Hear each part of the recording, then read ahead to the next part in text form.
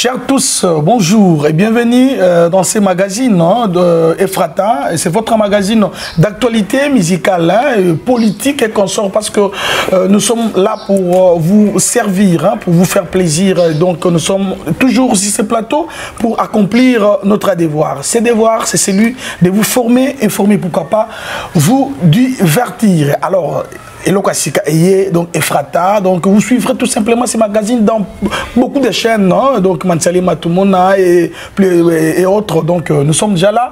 Alors sur ce plateau, chers tous, je ne suis pas seul, je suis accompagné d'un ami qui est à mes côtés, il s'appelle HM, nous sommes en duo, HD contre HM.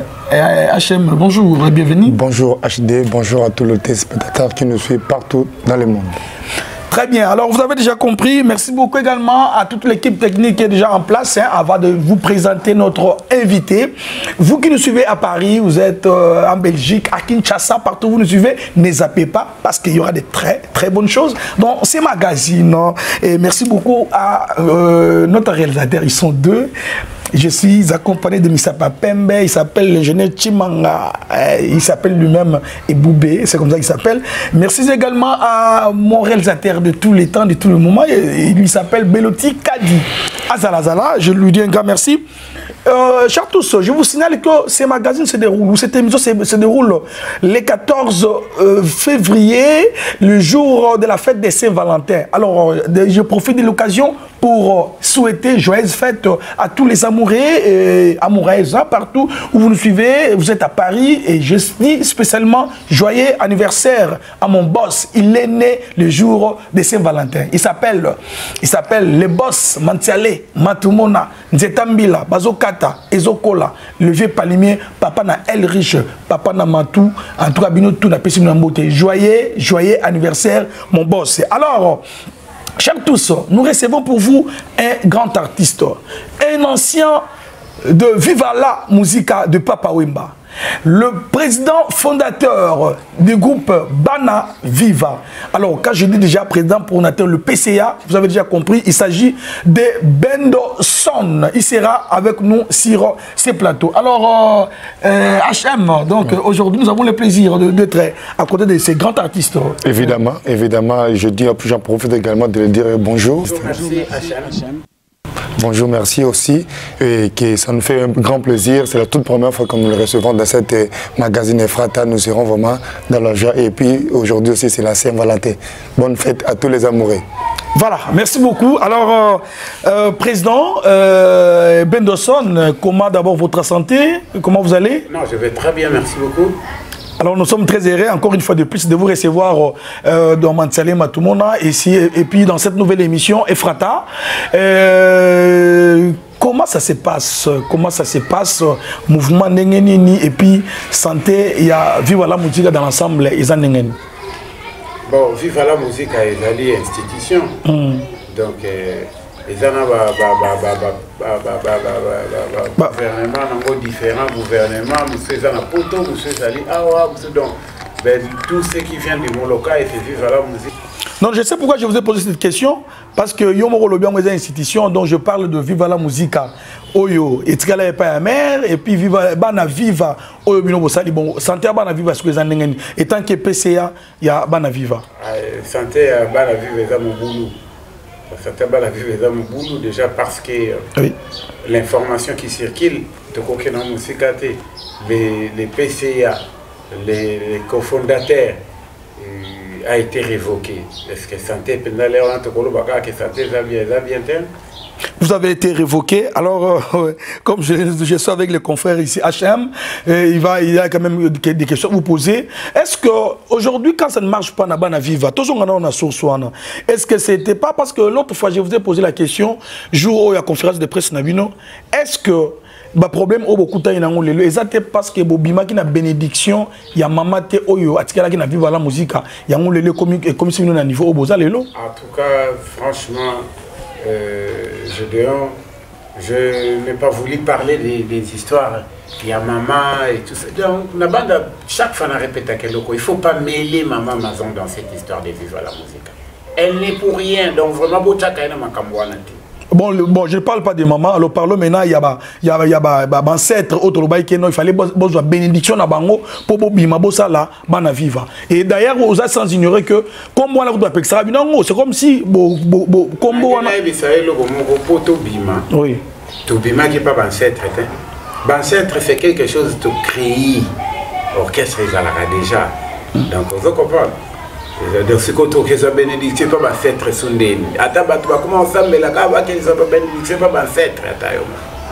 Non, c'est parce que bon moi les place to comme peut-être aux autres se référer que comme bénédiction pesa binangote et puis beaucoup mai ko yemba nzemba papa wemba na par force yemba nzemba papa wemba wana parce que ba pesa bino wana kutata na za soso na bana vivate utako pesa soko baba nzemba papa wemba te toza ba ebisonde ba héritier na musicalement c'est nous donc ce que muto pesa biso oyoko aza musicien te atayo obeta nimbunda ningongi na banzembo wanozo peksa bato ba yemba kina kati ba beta ki ba kita ba beta ngote na pese exemple mo nzembo lokwa fulangenge na viva oyo eza kuna oyo akota mera no ba beta ngo upa ba beta ngo ya nani eza nzembo na eza nzembo na non nzembo wana kasi batakuto o keta so kolone oyo asala yango mais eza nzembo asala ngo na okesa papa wemba eza papa wemba donc ndenge moko pe na banzembo quelque soit lokola déjà bato babeta na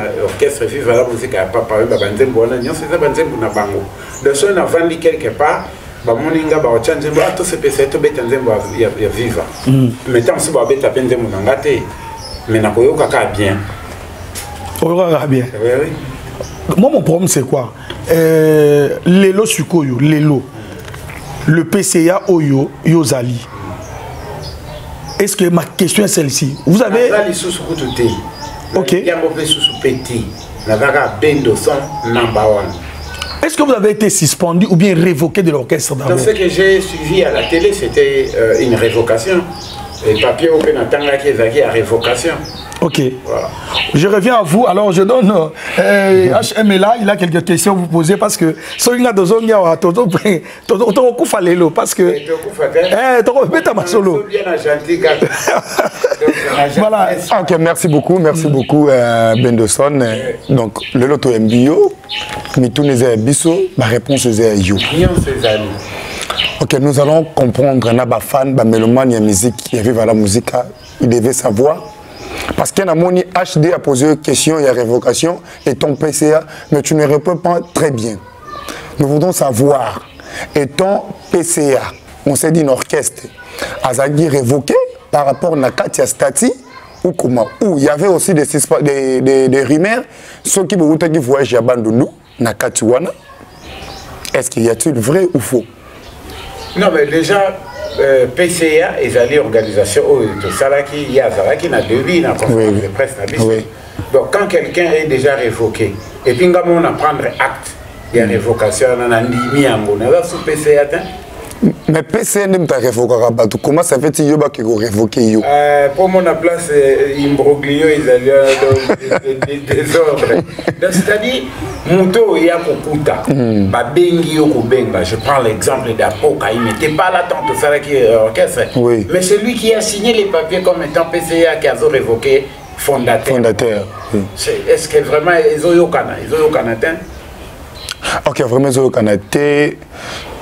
Est-ce que c'est camarade? Je reviens à vous. Quand vous dites que fondateur, qui avait conçu l'idée d'abord? Parce que je vois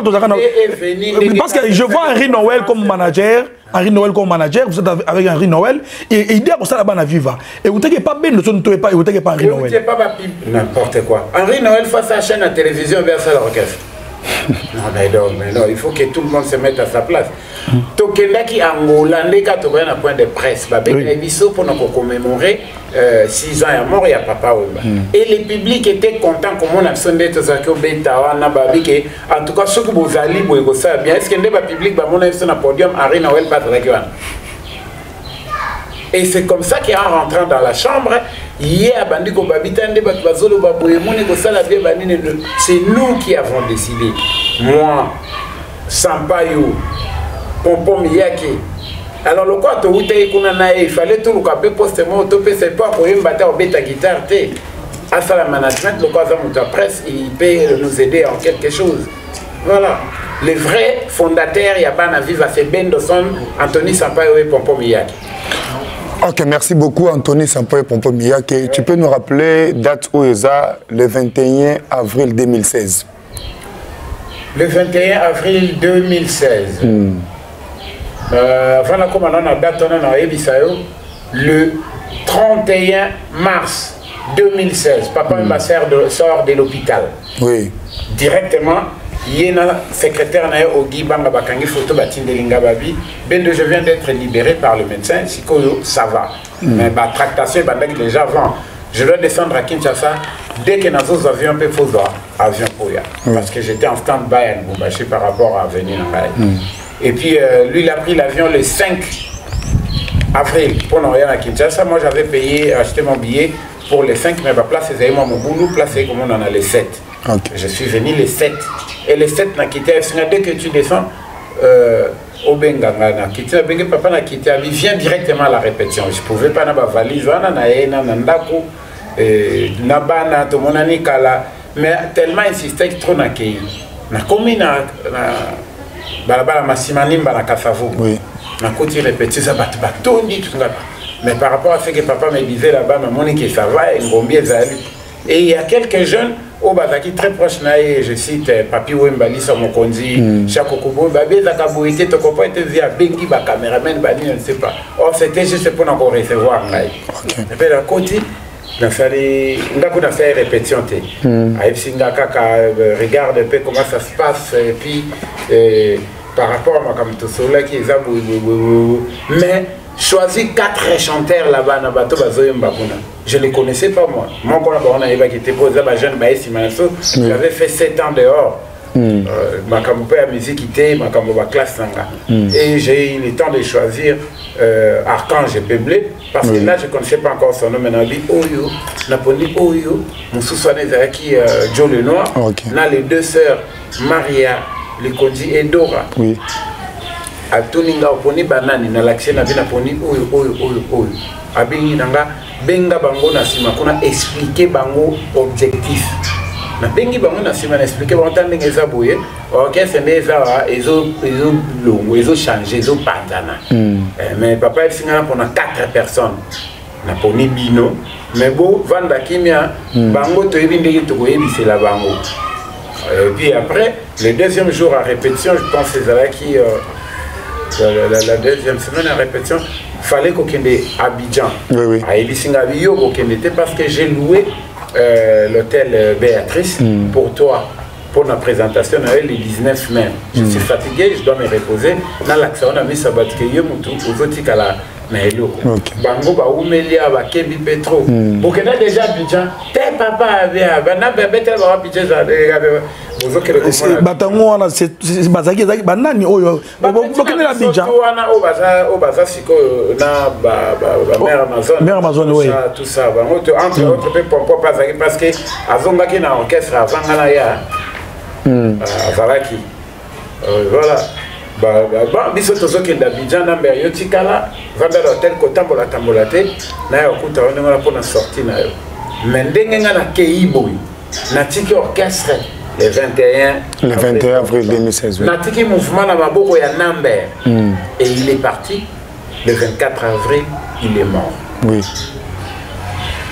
Donc cela veut dire aujourd'hui on peut dire que tu retenir que Papa Wemba avant qu'il ne coupe très orchestre et pas bien. Maboko ya Bendoson. Le 21 avril, na Massimani. Place tous ailleurs répété. À part wana musu les assistés. À part on a monsieur ça mais tout le monde a HD le tout le monde a vivre la musique comment mutunyo surtout ligne vivre la mais selon histoire oyo pesi biso to yebi to ce qui maman peut être d'accord mais histoire wana na lobby ceux qui déjà mon bali à lobby 1 plus 1 égale 1. Merci beaucoup HD à vous tous ko évoluer na biso na mon confrère HD. Voilà, merci beaucoup en tout cas HM.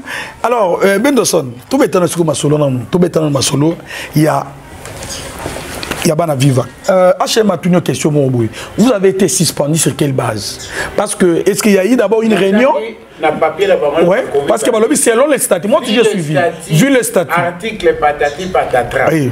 On n'a jamais eu de statut. Oh. Non. Parce que s'il y a un statut, oui, c'est que ça doit être opposable à tous. Oui, évidemment. Alors, dans ce qui te signe Makamoro, vous êtes des investigateurs. Oui. Menez vos investigations, nos statuts pour mon signature. Donc, il n'y avait pas de statut. Il n'y avait pas de signature. Parce que, d'ailleurs, c'est moi qui ai appelé quelqu'un pour faire la vie sur statut, mais ça demandait un peu d'argent. Oui. Le problème se posait aussi là. Contribuer, c'était tout un problème. Maintenant, par quel moyen? Il n'y avait pas, un statut là. Maintenant, on note sur le PCA. On note sur l'orchestre, c'est quelle base? Donc, tu as orchestre par rapport, il y a contrat verbal d'abord. Il y a que se mettre d'accord. Voilà. Mais alors après, on doit régulariser les choses. Vous comprenez, il faut qu'on passe en personnalité juridique. Il faut, même la statut, il ne faut pas prendre les statuts des autres pour copier Kakabongo. Vous devez monter votre statut par rapport à Oebolingi Bodoba. Donc ça devait nous prendre du temps. Voilà. Mais apparemment, le problème on est bandat, moi, parce que nous avons remarqué votre absence dans le voyage. Il y a Bandoun, même dans Bandoun, PCA a quitté, mais tout le monde orchestre et Betty. Alors qu'est-ce qui s'est passé dans l'absence de Yohana? Déjà, tu as quitté la mandature moko tournante, il y a la conférence de presse. Oui. Donc 6 mois. Donc, mandat nanga est aussi le 6 décembre. Tant que mandat nanga est sili, par monsieur Nasoka Bazobono, il y a les gars qui étaient remplacés. Moi, mon candidat qui devait me remplacer, c'est Apokadeo.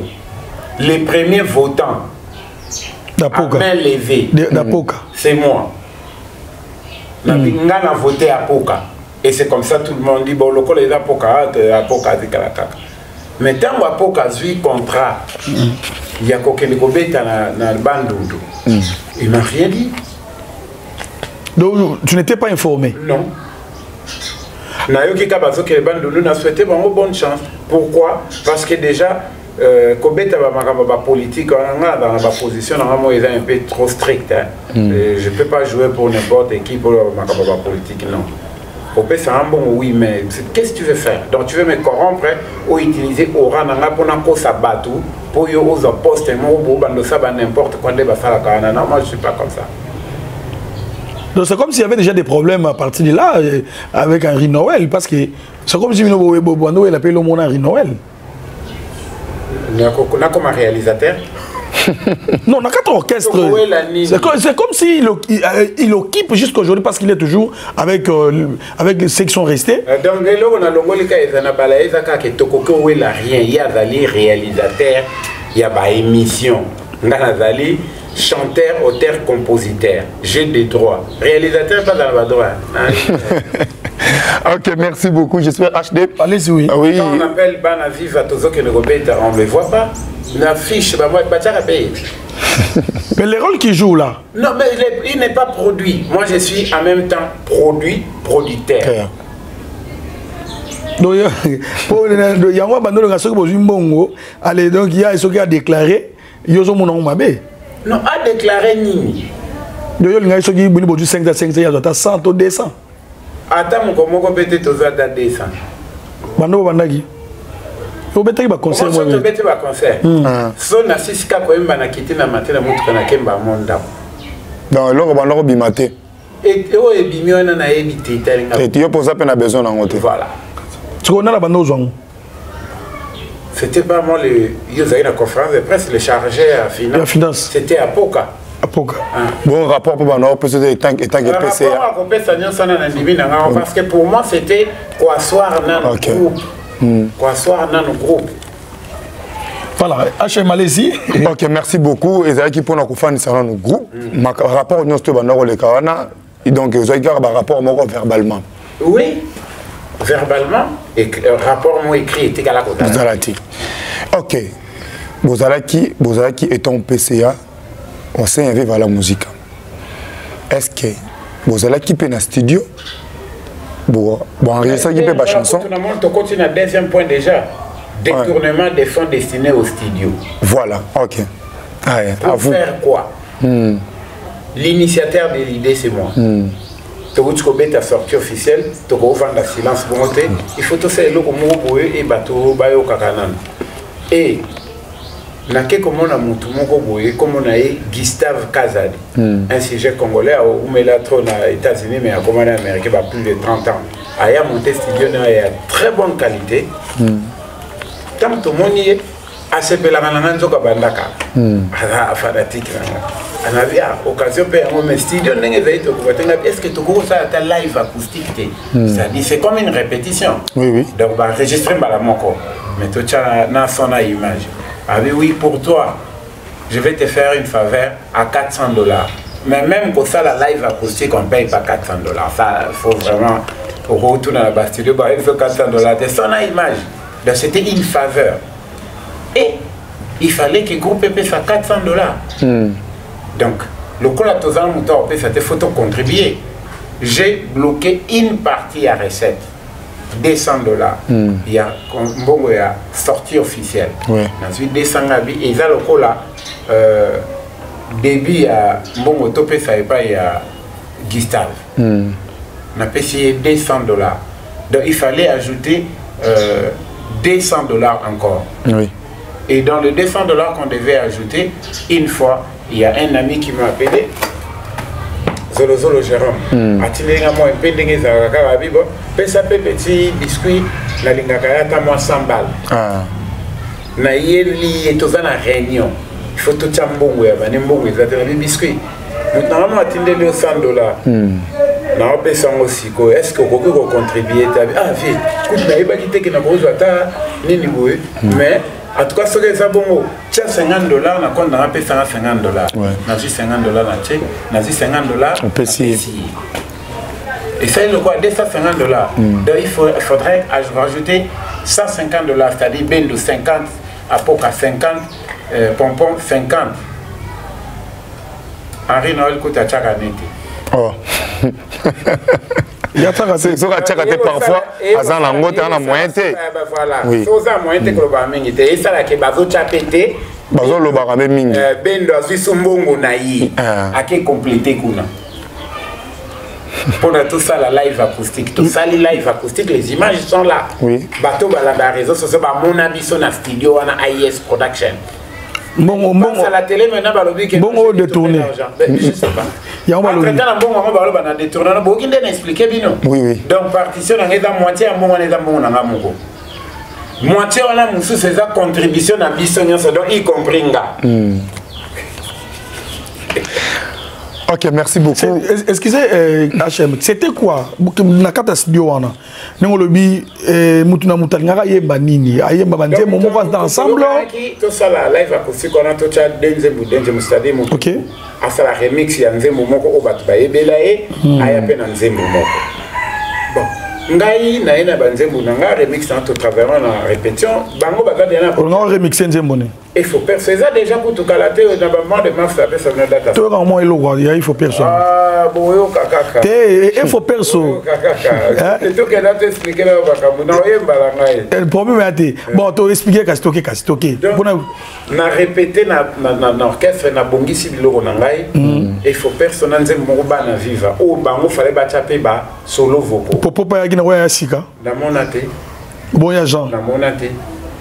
Alors Mikolozo qui est beau Sampaio. Mikolozo qui est Sampaio azaka sa longwana e balota kendo to akenda na yena makamba emene. Donc ya zonga na ipo emene kuna. Na monité mais ngasko bato ya ngai bazo lila bayo kaka. Na kena studio mususu na futi mbongo na bando sa biloko na nga et c'est ça la jalousie. Bien, na comprendre te bango ba grand chanteur loko la ba pompon loko la ba ya Jean on nze momo ko ba ya na ngote pourquoi baza bato oyo quand même Papa Wemba a recruté. Et puis banzemba ngo pe basengite ba biki ba nouvelle chanson ba biki ba oyo boyemba. Ah babenga. Te ya moko oyo ba yemba déjà remix na mo asika. Qu'est-ce que na epeza na mon frère? Esprit du travail. So za na ngote. Atoza ki ndenge ni okita. Donc parce que tant olinga bobeta bato bobeta na bango bango te bobeta na bango na disque. Répéter avec eux. Koko tsa bango esprit na yo na nzembo wana. Mais quand tu viens en répétition 30 minutes avant répétition si ou yaka na yo te banzembo bango ko sala mkoni. Qui ne venait pas à la répétition. Bango nyonso. Bango nyonso apoka zakane mingi na makambo na ya bato ba député provincial qu'on a ce que dans le bureau comme ce que politicien et l'autre là Pompon il est tout le temps en train de tourner là maman tongue qu'on a tout ça il boit de la boisson voilà donc c'est yomoga vous avez ponctuel et ça ndenge na banda to banda mouvement surtout ba tiens ça fait la barrière ça OK bendo alinga travail fort moi je peux pas sortir de chez moi pour na qu'il déplace mon na vendre son abîme c'est que na ke musala mais c'est ce qui c'est président sur quelle base Papa Wemba a recruté bon Papa Wemba a recruté on a fait la musique maintenant Pompon ah Papa Wemba yo dans la image mais yo ne vous a pas la musique vous avez mieux placé on repose la vérité oui oui Papa Wemba awana kisasa a recruté Bendo Son en provenance il y a Tambour les Valois. Le même jour à Pessingape Combo numéro 1 le même jour. Donc il y a le premier musicien à vivre à 1992. En 1992. Chef d'orchestre Nabiso Lerwana le fait débat ba El Shabab non 4 cités qui est dans ma camboya ba. Donc ba chanteur la thème le podium. Jedeps, j'adore les Cambodgiens, le fait Petit Aziza. Vous comprenez? 4 ans après les na expliquant un peu moins trop. Na eu sa vie tout ça dans mouvement na kina ya bata âge na biso. Mouvement aussi ko e bandi ndefia yo ba viena mbula e ba c'est un passeport na qui nous rejoindre vivre na Poto 1995. Passeport na ngai ya liboso et ça en 1995. Après to fandi na zo kemekate na okemekate Colonel Jagera ebenga na vino beaucoup la lobby au lokende azo monter kaka orchestre na ndenge o solo la kiwana sur base na yo. Vieux le 15 janvier 1996 Ndé Mukolo la mona Pompon Miyake pour la deuxième fois. La musique. Les jours toujours écrits. C'est la deuxième fois dans mon aïe. Parce que la première fois dans mon aïe, c'est en 1994. Oui. Nabeta Deana Papa Wemba. Il y a dans ma salle, petit nanga kamale makuku, l'homme en diamant, trafiquant moi en Angola lelo. Ba beta kanena okese mona lemba kuna. De to kita vie nanga beta na Papa Wemba nda ya na ina ndako. Première fois na mon aïe. Donc c'est à la fanatique même. Il y a Bendo. Pompon. Oui. Première fois de ma vie, c'est 93, 94, bah ndako na massa na eba beta na orchestre moko na lemba. Petit nanga. Bah ndako ta la vie na ba mo beta na beaucoup. OK. Notre deuxième fois le 15 janvier 1996, toujours recruté bateau. Tant aux habits Towana, le seul chanteur c'est Bendo. To et Laxi, na ba vieille Chari, ba vieille Pinos. Vous comprenez? Oui. Mais chanteur nga, quand on ouvre la porte, il y a beaucoup de ça na ebi. C'est ça. Papa Mbazaki wa. Aïe beaucoup taï. Zaki était. Voyageant. Il y a Jacques tout macabler à éviter parce que tu outil à Addis Abeba dans l'an 2000. Non. Avant que tu Addis Abeba. Pour moi, il y a des gens qui ont attention à ce que vous avez dit, vous avez dit, vous avez ah, baboulé, tout le monde baboulé, nos photos, chanter un mot, ça appelle un tambour, les valeurs, pour nous concurrencer Bendo. Ndeba ke ko za apocalypse ba ena e. Ça qui teste va. Na éviter na monati. parce que on a 9 déjà ba image ezalaka comment on la kabino ba image mususu il y a ba musicien il y a kala donc il y a Jean beaucoup d'orchestre moko déjà na quartier orchestre moko petit to betana na tambour peut ba masanga to betana ba na tambour eza ba Babel ba Janika Luji ba Prince Kambala ba Jinglebo donc bango ba yakinde na sima tango ngada na sakenda viva donc ba chanteur ba zwaka na sima quoi quand to imbana na tambour nzembuni. Voilà, bon, ça c'est surtout officiel. Nambon et Kotarawana aux $200 pour le côté de la studio. Mais ben nous sommes tant on joue $200 wana. Mon te paye en bas le bigo détourné bon. Est-ce que c'était en connivence? Ah ok. Tu peux s'avance dans ma cabane, tu connais la studio. La studio. Maintenant les lots jour surtout officiel Nabino. Excusez-moi, il y a point de presse. Aujourd'hui, sous question mon corps. Question mon corps. Question mon corps na tuna nati lokola tunaka. Il insistait est-ce que bana viva eko simba. Aujourd'hui bango lisusu. Parce que il y a déjà que nos bennes sont difficiles. Ah. Ben oui, pourquoi non pas qui bon. Ndé to sala biso na eba na nati lokola avanga mututé. Nati Lokole, votre confrère là, c'est un frère. Depuis le matin, aye binga bien. Aye binga tekeo, nandege batusu bakanisa kana aye bi rigueur nanga. Ok. Aye bi ke muta zaka carré trop. Est-ce que ekokoka ko simba na bato na ndenge ya lingela ko zala carré trop wana? C'est ça. Ok. Donc dans l'ensemble, de bozaki bongo batu nyonso tout wana nde bazaki mtozaki honnête. Non, nazaraki te. Nazaraka honnête. Oui, ozalaka honnête. C'est que je dois dire clairement et si je vais dire non, je le dis non même à Taboyena Bachar. Bah image n'a peut toujours garder yango. Il y aura aussi des émissions pour recevoir Batouana. Tokola peut te faire là bango na peut HD on aura toujours des réponses dans ma question au biso te poser. Na lobi hein.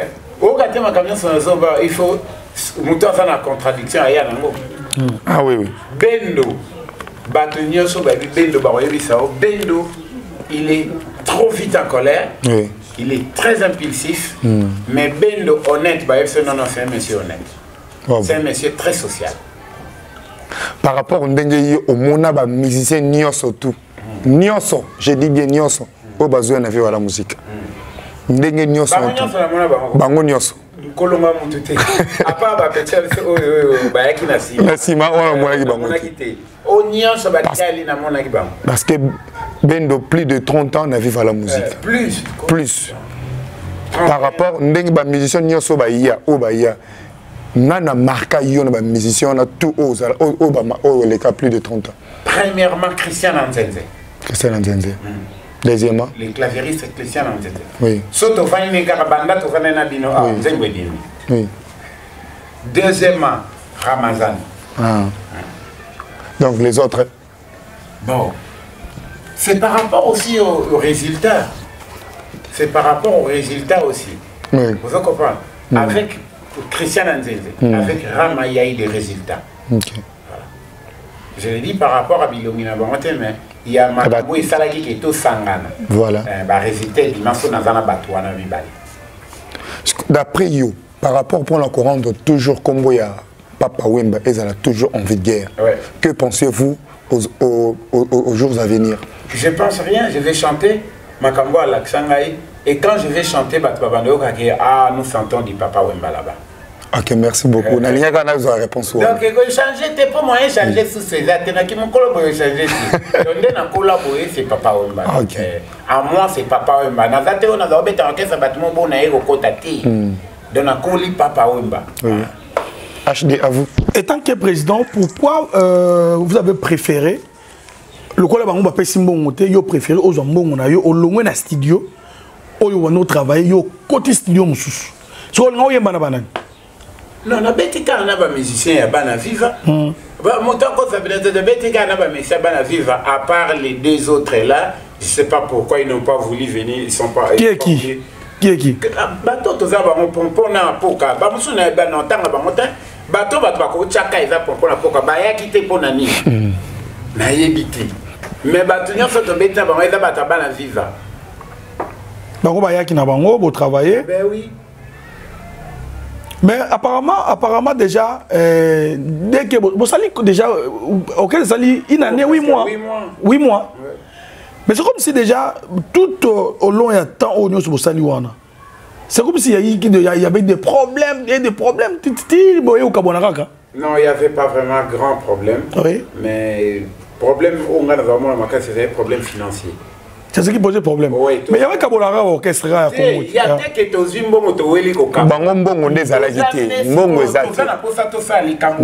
contribué. Les autres ne contribuent pas. Voilà. Problème majeur Yangoana. Problème majeur Yangoana. La non-contribution financière. Ok. Voilà. Au lobby, vous allez continuer à chanter. À lobby, vous avez quitté aujourd'hui. Vous avez pris acte de votre révocation. Oui. J'ai bon débarras pour moi. Donc, parce que j'ai compris que la grosse erreur que j'avais commise, c'est de me rassembler avec eux. Alors que papa m'a bien dans ma tête, voilà, très bien. Donc, cela veut dire que aujourd'hui, Bendoson a un orchestre a respecté Maloba Papa Wemba Nabatu Moussous. Oui, oui. Il y a des artistes qui ont continué à Kobundana, Combo, Nabenga soit nouvelle écriture, la musique, ou bien la musique en nouvelle écriture, ou bien Bendoson musique. Mais ce qu'on a vu, il y a un ça peut la musique parce qu'en réalité, donc, bateau ça va coco longo la combo ana, n'engaité parce que et outil na monoko ya kolo na yango. Voilà. Ya kolo na yango. Par rapport à respect à l'engagement, il faut na toujours na image na la musique. Voilà. Il y a la musique. Parce qu'à tout moment, quand vous parlez, vous respectez toujours. Vous respectez toujours Maloba Papa Wemba. Je reviens à ma question. Je pense qu'il y a toujours des questions. Bendoson, qu'est-ce qui t'empêche aujourd'hui? Le coup là, au Sangana Bato et Simbagité, et Simbité. Est-ce que tu ne peux pas retourner aujourd'hui na vivre la musique et tant que tu es yango au solo na maman mais kasi na bendo tellement que yo muto solo ala papa papa bosona papa suka yo voyage ki to tika laki papa kei et puis ke okufa parce que ndenge maloba wana o papa lobaki no o solo li yango na maman o bengisi bango tellement mon papa bisaki ngezala ki boye boye ça pas si pour déjà na baguerre à mon abundi en trop na lembi. La plupart de la guerre est pour papa Mbalinga et Nabing. Si on a le bongo, la batouana, c'est qu'on a comme combien de francs. Mais alors, qu'est-ce qu'il faut s'y faire? J'avance et puis les gens comprendront que papa Mba est là-bas. Ma toute dernière question, on a émission à Lilo. On a dit que Bendoson Toyambio, on se promettre Bissonini. Maxime Singh et les Oya, avec Tobois dans Denzim. Il faut personne. Oui. Ok, voilà. Banganga basengi ya bato bakotinda yo osilisa famille na yo dio pona pichu bilate soki moyete yo moko liboma banganga basengi ya bato bakotinda yo osilisa famille na yo dio pona docteur Joseph Ayerate oh soki moyete Yomoko liboma Pona manda yo Kolanda bizaleli ya baningate Amitié toko salaka Basusu balinganaka Ya basusu ebendaka mindondo. On a un remix. Après, il n'y a pas un remix, il y aura aussi combien de titres au Yassika?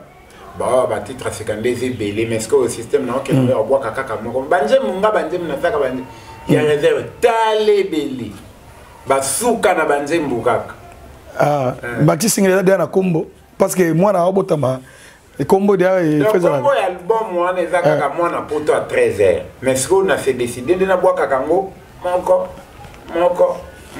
bon, on peut accaler moi na poto 13h wana yango wana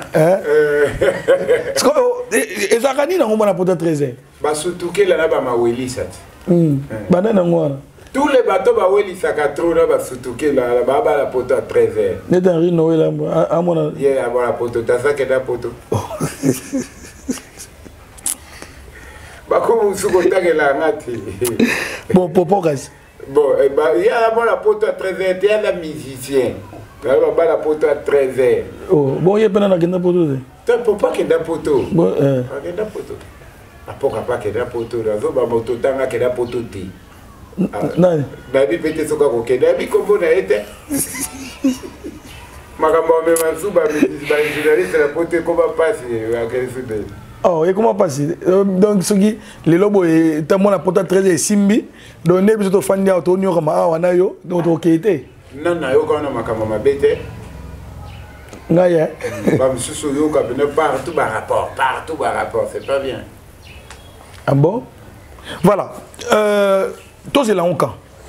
Parce que déjà au lobby aux ADN studio ne tous aboy, aux ADN studio, mais image on a peut ça biso moi on peut ça image on a. Non, peut ça bino ba image à studio on a détourné mbongo mais tozana bango mais na détourné kimbo.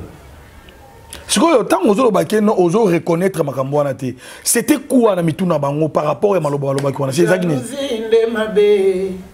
Etinda kamoto alukana lombango. Via kolukana lombango.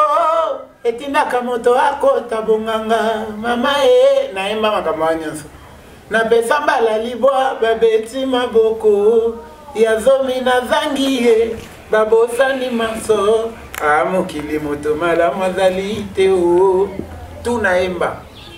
Félicitations parce que vous a parmi grand chanteur les gars pendant la bu la musique et puis va continuer comme c'est biso mais par aux yo mon côté même au leka au leka na vivre la musique te ba gars chanteur na tunikaka on a chanteur boso papa wemba après papa wemba ngai o wana mususu abokene komilo ba makamna bino moko na point na bino.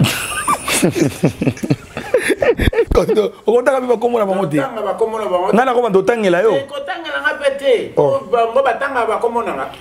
Oui. So batanga batanga ngana boyi na otanga bango. Oh ngana ta l'émission mutuloko na neti. Ndeko nga kotanga bango. Kasi nga ndeko na tanga ndeko no ready atanga komona yo. Beza pe problème tenga pe na tanga komoni trop. Mais siko na lembi na kotanga ka komba mututi.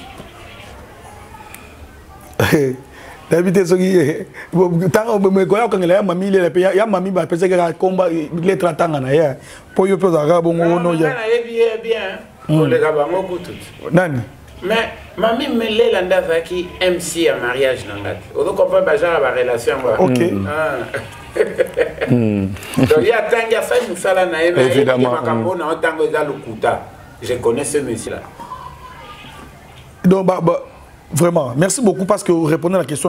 Mais na Tunis Koyo, moi la poto à 13h. Moi la poto à 13h. Tous les là au camp. Moi prochain déjà on peut s'abonner parce que avant fin du mois OK. Ba mix que ça la tout déjà et que na poto kuna réalisateur peut azui na e voilà banga ko préparer scénario. C'est le mois prochain on peut sa date venir à sortir na. D'abord, aux autres travailler, dans les musiciens. Il y a Awa, il y a Poto, Dadibo, Betty, guitare, Christian Anzede, Betty, clavier, musicien partout. Donc, il y a l'album, il y a l'IO tout. La musique, une nouvelle écrite, comme les autres tâtonné, alors nous sommes l'orchestre. Mais quand est-ce que vous lancez l'écriture? Parce que déjà, j'ai une base belle. Déjà, on est déjà musicien belé, on a 90% de mes amis, on a ban à vivre à Yangaï. De temps, on a ban à répétition, après, on a ça va vous couper tout le monde depuis la faille sous tout va aller au bêta au yemba, au pembe dans la baya. Numéro de contact est 081 17 99. Mais, critère y a libosa tous un talent qui doit être sérieux, honnête et intelligent. Nangi ba zoba wate. Donc, bien, jongle le numéro no ala pardon. Numéro na ngezali bato bali bala plus 243 81 081 17 99. Ok, ma critère, oui. Être sérieux, honnête et intelligent. Ok. Et là, le baiser, c'est bien bon. Binomoko kutu bosangana ki. Binomoko bosangana ki. Moyens financiers et bomaki. Yomoko ndini, et tant que vous avez pouvoir, au papa ou à PSAU, au sein de l'orchestre, nous te souhaitons bonne chance. Merci beaucoup. Tolini, est-ce que l'objet est Simba? Eko Simba. Au moins, les critères nationaux sérieux, honnête, intelligent. Voyez un peu, on va suspendre moto. Na nini mongo bona stati mongo oyo ya yibi na yango stati pesa la pété donc on parle déjà défaut mongo déjà défaut d'intelligence voilà et malhonnêteté. Merci beaucoup. Alors les bonnes choses ne dirent pas, nous sommes presque à la fin de cette émission, mais qu'est-ce qu'on peut retenir dans l'ensemble Bendoson? Et qu'est-ce que vous pouvez prodiguer? J'ai pris acte de leur décision. Okay. Et c'est Pélissingaï, Naswin Zela Nangaï, on peut passer la banzela na bangonga na kenan Zela Nangaï. Donc l'avenir nous dira. Voilà, très bien. Alors, quelques salutations parce qu'il y a pas tout le monde. Et je vous informe que l'émission est reliée à la plateforme EBL. Hein. Donc, est reliée à la magazine Efrata. Donc, les dandys de Montréal, l'homme de Kepichoubi là. Salut à toi. Docteur José Saïr à l'intelligence qui rime avec l'élégance. F6 Francis Mondogo. Ah non. Na pesi au clin d'œil wana leki nanga mususu Yves Mombitokos dona bosani yote Nanette Lubamba Mandres Moué Emiline Zembaya tous pepele ya Mbetolu Tebon Okito yoji c'est quoi pas na yo Crispin Soussou na pesi bino ba grand salam ba place bozali bino tout wana sans oublier na journal le bato bazo fêter à tepso to fêter ngote mulongani wa motema Charlène Michigan Bea wa Bea mama na bana et puis na balifanto na nganyo sur place bazali bazala mikili obosani paré na yo na bosani été na tangi na été na bandi na merde na pesi mama Odeta Konga ba salam donc marraine nanga papa John Sosola ba salam Papa John, Papa John, c'est le morning à ce soir. Je vous salue. Donc voilà, moi tout la personne, beauté, Georges Ntita, et puis na Montréal, Chambououetou, Philippe Makanga, Bata Sao Paulo, bino pe na bosani binoté, donc bakoku na bino ngala elanda bino ba côté tout bozali. Voilà, en tout cas Bendoson, merci beaucoup Nanenge au permettre Abisso. Alors HM, c'est la fin de cette émission. Alors quelques salutations et merci beaucoup. Donc ndekaka HD otokoloba et magazine kozala partout. Au Roman on ma bande famille la TV, au Roman on a pas notre confrère Ezali Mansale Matoumo na TV et puis Ezali. Donc vous retrouvez on a ba chaîne Nabiso local. Je dis merci à notre invité na Mokwalelo. Merci beaucoup na réalisation et puis merci beaucoup na yo HD. Très bien, alors merci beaucoup à toute l'équipe technique, hein, c'est la fin de cette émission. Merci beaucoup à Missa Papembe et Genel Chimanga et à mon réalisateur de tous les jours et de tous les temps, Beloti Kadi Azala, papa na Bertoni et Nora. Merci beaucoup également à tout le monde qui nous a suivis hein, depuis Paris. Je dis merci beaucoup à Guy Larré d'Opère Triple. Merci également à moi, au V. Robert Tite, hein, Brino Lubika, l'argent propre. Donc, les représentants valables de notre Rwanda. Donc, où à 13 la marque, on allait siège. Alors, je finis, merci beaucoup, je finis. Je dis joyeux anniversaire à celui qu'on appelle Monsieur Mantiale, tout le monde a 3 fois par an français.